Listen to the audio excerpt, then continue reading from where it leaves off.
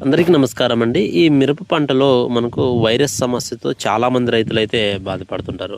So, మనకు virus అనేది వచ్చిన తర్వాత రోజు రోజుకి దాని ఉధృత రోజుకో కొత్త మొక్కకైతే వైరస్ అనేది స్ప్రెడ్డింగ్ కనిపిస్తుందండి.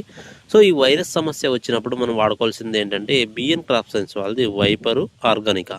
సో, మనకు వైపర్ అని దొరుకుతుంది బిఎన్ క్రాప్ సైన్స్‌ది. ఇందులో 2 రకాల బాటిల్స్ అయితే ఉంటాయి. వైపరు, ఆర్గానికా అండి. ఇది ప్యూర్‌లీ 100% ఆర్గానిక్ ప్రొడక్టు.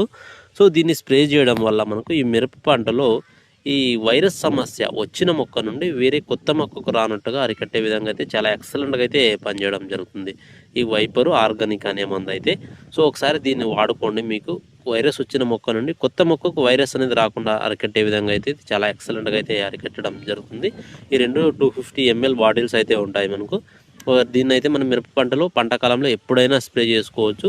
ఒక పంట కాలంలో 2 సార్లు మాత్రం దీన్ని ఖచ్చితంగా వాడుకోండి. వైరస్ అనేది మనకు ఖచ్చితంగా వచ్చిన మొక్కనైతే రికవర్ చేస్తుందని చెప్పలేము కానీ ఖచ్చితంగా మనకు అక్కడికి స్టాప్ అయిపోయే విధంగా అయితే ఇది పనిచేయడం జరుగుతుంది.